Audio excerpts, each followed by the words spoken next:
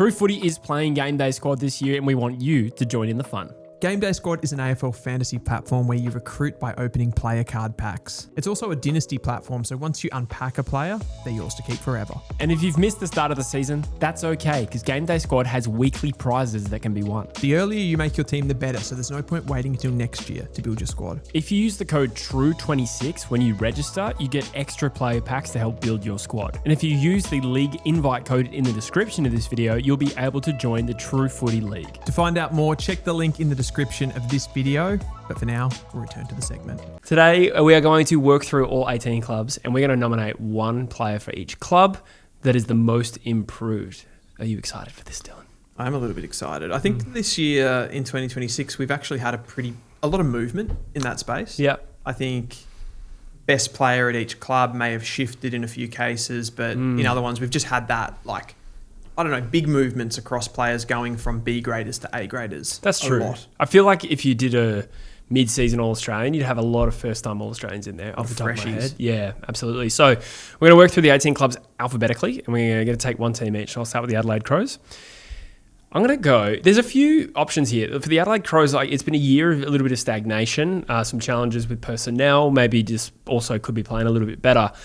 But there has been little silver linings here and there. You could look at guys like Lachie McAndrew, Braden Cook. You could say that Josh Rochelli's taken his game to the next level. However, I think the most improved player is Wayne Miller. I think this guy has battled... I think his body has let him down over the years. Former first-round draft pick. He was actually received as part of the Patrick Dangerfield trade back in the day. And we are seeing the closest thing to his potential we have seen yet at AFL level. He's gone at 8 extra disposals per game this year. He goes at 26 disposals per game at 86% as well. So that's a really high disposal efficiency. As flawed as that stat is, it's still worth noting.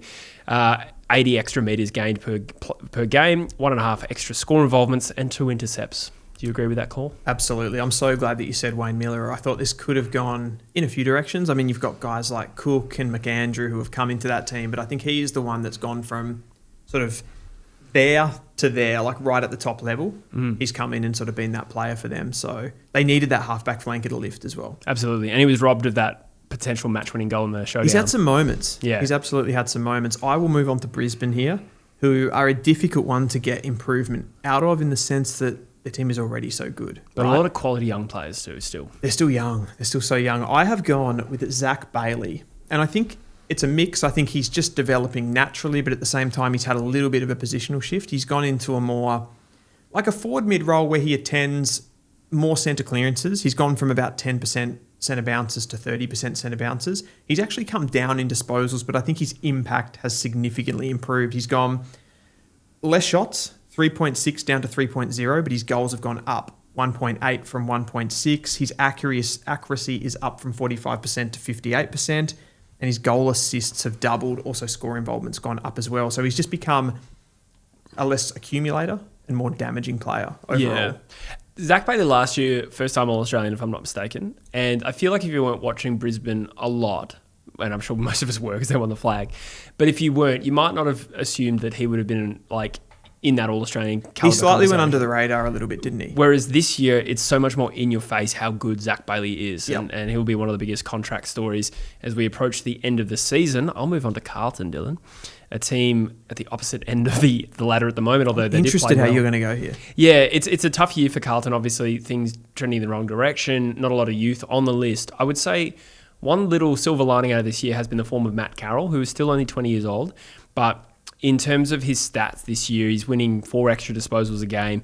He's doubled his inside 50s, 112 extra metres gained. His score involvements have sort of almost doubled from 2.5 to 4.2, and he's gone up in general play rankings by 259 spots. So that's a stats breakdown, but from the eye test, I think he has been a little bit of a silver lining here for Carlton, who obviously need to push towards youth, and I think he will be part of that next group now. I like it. Yeah, I think he's probably the obvious one, isn't he? And I think that shows where Carlton are at as a team that's actually developing from the bottom up, and it hasn't been a player that's gone from a B grader to an A grader, that sort of level. Moving on to the Pies, and they're a little bit of a tricky one. They've got obviously well documented that they have an older list, but they do still have a couple of young guys coming through. I toyed with either Beau McCreary here, but the one that I sat on in the end was Dan Houston. Gross. Did I just say that? Yes. I sat on Dan Houston in the end. That was a good way to phrase that. I think his first year coming over from Port Adelaide, he took a long time to sort of get acquainted with the system and really thrive in that system. But I think now you sort of see him on the halfback flank. He really wants the ball. He demands the ball, and that kind of main distributor role is his. And I just think he's wanted to get into the game a little bit more. He's wanted the moments a little bit more, and he's also hitting targets better and just kind of making them tick all over. Absolutely. I think we did a video at the start of the year, if I'm not mistaken, a reason why every team will improve. And I think we highlighted the upside of a Dan Houston was an All-Australian at his former club, didn't really hit the ground running at his new club. Turns out he has sort of recaptured that best form, but Collingwood probably stagnating right in the middle of the ladder. But still, I think the clear choice, I agree. The Essendon Footy Club, a very young team. Lots of players sort of experiencing incremental growth, or in some cases have just played so little footy you can't really consider them an improved player.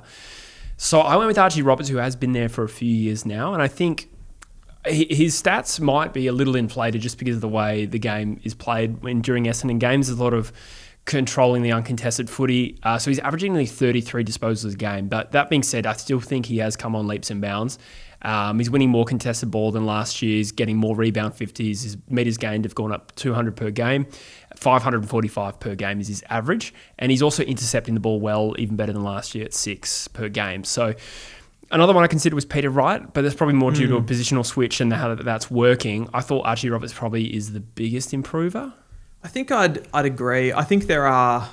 he always gets that criticism of like how much damage is he actually having on the game. But I think, there is a level where just the sheer amount of ball that he gets, there is still an impact on the game. And I do think his decision-making is kind of improving as this all happens. The other one I'd probably throw in there is someone like Sam Durham, who I think hasn't had that kind of big lift because he was already at such a high level. Yeah. But I watch him and I'm very compelled by just watching him play. And I feel like each time I watch him play, he gets a little bit better. That's a fair call. We move on to Fremantle, Dylan. This is yours. This is a really tricky one. So I've got 4 names in front of me here. I've got Josh Tracy, who I just think is an absolute colossus and is turned into probably, at least for this season, is the best key position forward in the competition right now. Shea Bolton, I think he's gone to another level, but he does always feel a little bit like that icing on top of the cake. Luke Jackson has also had I think now you could talk about him as an All-Australian ruckman, one of the best in the competition, but at the same time, he kind of already was that. And then you've got the young player who's never really found his feet and now is becoming an integral part of this team, which is Jai Amos.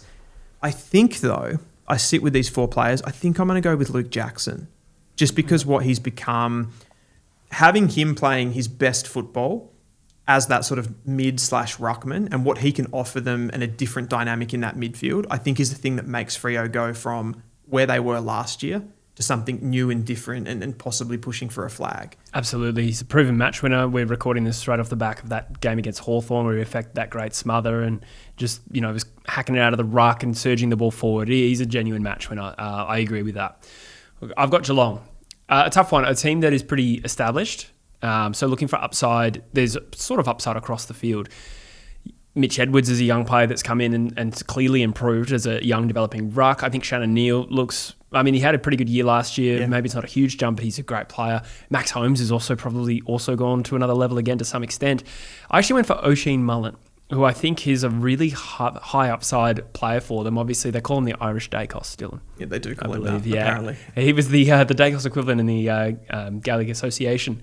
But to this point, he has been a best 23 player for some time, and he's been a high-level tagger. But in terms of his numbers, he's doing a little bit more with the footy than he was previously. So I think he's sort of rounded out his game better this year. More disposals, tackles, clearances, and intercepts. I think you just have a really high upside player with running capacity, athleticism, power. There's a lot of upside there to Melbourne, and I think we're starting to see, even against Collingwood, he did a bit of a job on Dacos, whose impact was limited to some extent. There's only so much you can limit Dacos. I think he's a really good player, and I think his growth is the one I'd highlight for this video. Yeah, I like that. I like the fact that what he's actually doing with the football himself. I was surprised that he had 21 disposals against Dacos. Yeah. So he's kind of matching him, and probably in that game particularly actually used the ball a little bit better than Dacos did. For the team going forward. So I do really like that. Gold Coast Suns are a really interesting one. I think the obvious one that people would say here, it's Petrarca, who has come in, had a down year for Melbourne and then has kind of got back to his brilliant best. I've gone a little different flavour though. I've gone for Bodie Hewland. You like this guy? I do like this guy. I called him as a potential All-Australian. I think he's in the conversation. Yep. For that, as a medium defender, I just think the next stage of his game that he's improved on this year is getting more of the ball. You know, he's a guy now that's averaging mid-25 disposals. He's having games where he gets 30 disposals. Will take 10 to 15 intercept marks in a game, and he can lock down key position forwards, medium forwards, small forwards as well. So he's so versatile and just offers the Suns something a little bit different that they don't already have. Yep, absolutely. Great call. They have a few good players sort of improving, obviously a slightly younger list. Well, I think they average it pretty old, but like there's so many good younger players on that list. But I think Bodie Hewland probably stands out. The other one that I thought about was someone like an Oscar Adams. Yeah, good who's shout. down there and's kind of pushed Charlie Ballard out. But I think Hewland's gone to that kind of next level. Totally agree. We move to the other expansion side, the GWS Giants. And I think this is the only player in this video, Dylan, who I think hadn't debuted before this year, Phoenix Goddard. If I'm not mistaken, that will be the only one. And that sort of bucked the trend a little bit with this video because we're talking about players who probably we've seen a bit of and they've gone to another level. But this guy hadn't played a game. And I think what we've seen from him this year is one of the more exciting elements to this season for the Giants. It's been a year of transition. We know they have a lot of good young youth. And he is as good as, maybe not all of them, but some of them. 14 disposals a game this year, averaging 3 tackles and a goal a game. And I think even just from the eye test, you can see this guy has genuine class, but he's also a pressure style forward that I think fits in the modern game, but particularly with what GWS are trying to do. And again, hadn't played before this year. Does he qualify as most improved? I don't know. I think I've been surprised at how quickly he's adapted to the level. Well, he's been in the competition for a while now. It shows you how much clubs can draft someone, chuck them in the VFL, work on them, and then they can just hit the ground running when they come in, as opposed to that. We sometimes get scared when a guy isn't straight into the AFL. They're rotting away in the VFL. Absolutely. Clearly not at the Giants. So I agree with that one. I've got the Hawks, and I think there's been a lot of players that have improved. Cam McKenzie's one of them. Connor McDonald's gone to another level. There's got to be Watson. Yeah. Watson has turned into a genuine chat about a top 10 player in the competition. He kicks goals. He goes through the midfield. He's so explosive, he's so quick, he's so shifty in traffic, and he's impossible to stop at the moment. Yeah, I think had you said to me at the start of the year, Nick Watson will be a top 10 player in the comp, I probably would have been like, probably not this year. So when you consider that he has done that, then he immediately qualifies for one of the most improved. He's so young. Yeah, exactly. And, you know, they had a loss against Fremantle on Thursday night, but he was unbelievably so much better than so many of the players on the field. Remarkable talent, and I totally agree with that. Another one to throw into that mix is maybe Mitch Lewis. Who's had a pretty good year. Again, probably a player that's ebbed and flowed as opposed to a Nick Watson. And not quite as much impact on games, I would say. Yeah, no, for sure. Got Melbourne Footy Club. Again, a team that has surprised many, particularly myself, in terms of the way they've played this year. The balance between rugged and quick and the athletic and the leaders. There's a better way of saying that sentence, but I just mean there's a very balanced team there between role players, speed, and height and quality across the park. And so many good young players taking their game to the next level. I mean, there's Cozzy Pickett has done that this year. Caleb Windsor, I think, has continued to go from strength to strength. Yep. Cade Chandler's having a ripping year. Is it not one of those? It's not one of those. I actually went Jacob Van Rooyen, I think. Saucy. Considering maybe what the perception was on him at the start of this season was, okay, he looked promising early, but he hasn't really taken that next step. Well, I feel like this year he has ebbed and flowed. So he started in round 1 with a 6-goal bag against St Kilda, kicked 5 on the weekend against West Coast, and there was a stretch of 4 games in the middle there where he kicked just the 1 goal. But in the 9 games he's played this year, he's kicked more goals than he did from 16 last year. So athletic, mobile, contested marking forward, starting to mature. I think he might have got the biggest gap on last year of any Melbourne player. How much do you think it's down to, and I haven't rebutted you on many of these, but how much with him do you think it's down to the Brody Myercheck inclusion and just having an experienced friend? It's probably, it could be a bunch of factors. That could be one element. Mind you, Myercheck didn't play on the weekend where he kicked 5. It's also just West Coast. Yeah, it's his own. Shut up. It's his own maturation as well. And Melbourne are playing good footy. But nonetheless, I still think it goes to him. I like it. I can't really argue with it. But Melbourne have got a lot of takers there. Yeah. I go to North Melbourne, my Kangaroos, and pick your poison. So many players have improved in 2026. Look at Foss. Foss has been incredible this year. Trembath, been absolutely incredible. I think a lot of people would point to Colby McKercher. His work on the ball has been incredible. And also George Wardlaw, just to have him fit and firing. has helped us so much. But I'm going to go straight to the top. Our best midfielder at the moment is LDU. He was already an incredibly good player and a fairly consistent player, but I just don't think he's making the errors that he was in past years in critical moments in games, and that's really helping us first with those momentum swings and keeping us closer in games, but also when there are moments to win games. Earlier in the season when we were picking up some wins, he was super, super critical. His movement around stoppages, I don't think there's a player in the competition right now that can actually go with him. And I just think he's had a great season. Yeah, I agree. He's been such an almost player for some time. Yeah. And he's been almost like the key part of North Melbourne's hopes going forward for some time. Now, it looks a little different now. You got Wardlaw, you got Foss, particularly in that midfield. But I agree. LDU's probably been the most consistent of any year in his career. So I think he is the clear choice. I agree with that. We move to Port Adelaide. Again, a few options here. Aliir has sort of returned to some of his best form. I probably sidelined him. I went for a younger type because Aliir's done it before. So maybe, I wanted... Past All-Australian. Yeah, I wanted to pick someone new. Joe Berry was another name that came to mind. I didn't go with him. It was very hard to split because Joe Berry does look great. But I went with Jack Whitlock. I probably gave him the credit being a second-year key position player. Yeah. So his improvement and what he's doing at AFL level is a little bit more impressive maybe, but you're splitting hairs. Last year he kicked 4 goals from 4 games. This year he's kicked 11 from 9 already. Clearly demonstrating his athletic and capabilities and his movement, and I think he's had really nice moments at AFL level. And one of the more positive signs for Port Adelaide in terms of the next layer of talent. We obviously know they need to add to it, but I think Jack Whitlock coming on this year is a bit of a sigh of relief for him, to be honest. Yeah, definitely. They need as much as they possibly can out of those first, second year, third year players that they pulled out of the draft for sure.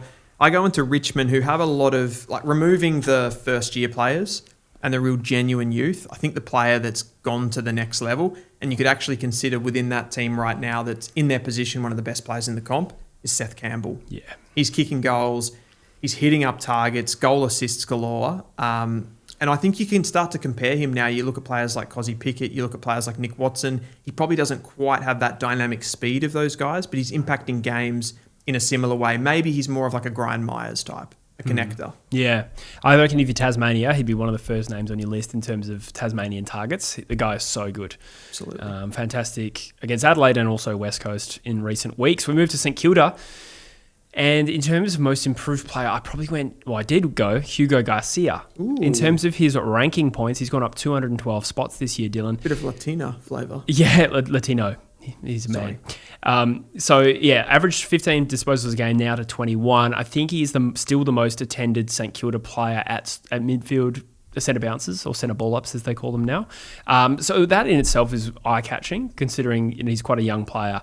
In addition to that, his clearances have gone from 4 to 6 this year. He's tackling 5 times a game. He's a really good two-way midfielder. Not a lot of production or volume yet in terms of his disposals, but I think on growth from last year, I think he's my choice. Yeah, I've pretty much loved him ever since he's been in the AFL. Yeah. He's one of those players that just the work rate and how much he wants to get in the face of the opposition and tackle and pressure. You find that kind of admirable with him. So I love him. I like that pick. I move on to Sydney. And I think it's hard with recency bias here because I think he's been a little bit quiet in the last couple of weeks, but Justin McInerney's start to the season was absolutely incredible. He was leading the comp for score involvements, goal assists, those types of numbers. And he just suits the way that Sydney play this modern game under Dean Cox with the handball heavy stuff. He's running through the corridor. He gets the ball deep, runs it through, gets on the end. So he gets 2 or 3 disposals in a chain, gets on the end of it, kicks a lot of goals as well as a tall, athletic midfielder. Other guys you could have in the mix there, I think Blakey would be right up there. He's kind of gone a previous All-Australian, but he had a dip year and he's probably gone back to that level again. So many of these Swans might have had a dip year because they dipped as a club. They dipped as a club overall. Right, so yeah. Other than probably Heaney, yeah, most players had a bit of a down year. You've mentioned Grundy before, and you've got like Rosas Jr. who's gone to the club as well. Yeah, absolutely. No arguments with any of those. We move to the West Coast Eagles, who are a very young team, the youngest team in the competition. Plenty of young talent on the list, although the team performance has fluctuated so much that you see a lot of guys play well and then poorly, and it's hard to find that decisive player. But I think there's one clear option here, and it's Harley Reid. He's playing to a really high level now. I have him as the equal best Eagle in my own on True Eagle. I'm doing a Player of the Year award with Ruben Jinby. But I think if you compare side by side last year to this year, you can see he's a lot fitter. He's a lot tougher. I mean, he's always been tough, but he's been able to like be tougher for longer throughout games. He's got his pace back, which was sorely lacking last year. And we've seen, the highlight reel this year from Harley Reid would be quite impressive, the number of sick goals he's kicked. And it's great to have that again. He does need support, but I think he's clearly the most improved Eagle. Did you just say sick goals? Yeah, I did say they're sick goals. How else would you describe Harley Reid's goals? He's grabbing out of the centre, running to 50. It's those brief moments of joy. He definitely has that burst of pace back. I think, as you said, the roundedness of his game, it's probably just that, a little bit on the outside. You wish he would get a little bit more outside ball. Yeah. But what he's doing in its stoppage is incredible. The Dogs. We're finishing on the Dogs. I kind of flirted with Tim English here. I flirted with Tim English. Which is That's not what I was referring to. Yeah, I know. Okay. I'm saying it again. I flirted with Tim English. He's been awesome, and the new ruck will suit him down to a T. I know he's had a couple of down weeks, but I think you've got to probably honour the form of calmness to start the season as playing as that. Sounds like a religion or a martial art. The form of karmas. The form of karmas. It does. Martial arts, I think I like there. Yeah. I think his ability to play that kind of lockdown defensive role on some, he's been undersized and he's played on bigger guys. I think he's been really good overall across the season. And with English back in the team and with him in the team, I think that's where they can, kind of regroup and go again after this bad patch of form. Yeah, absolutely. He nearly joined Carlton last year, and I think the Dogs would be very pleased that didn't play out. We've seen some other growth, like Sanders playing better footy than he's ever has, I think. Artie Jones, Michael Selwood. There has been, not more than patches, but silver linings across the park for the Dogs in a pretty tough stretch for them in terms of their footy club. But let us know in the comments, guys, what you think, and we'll see you in the next one. Goal.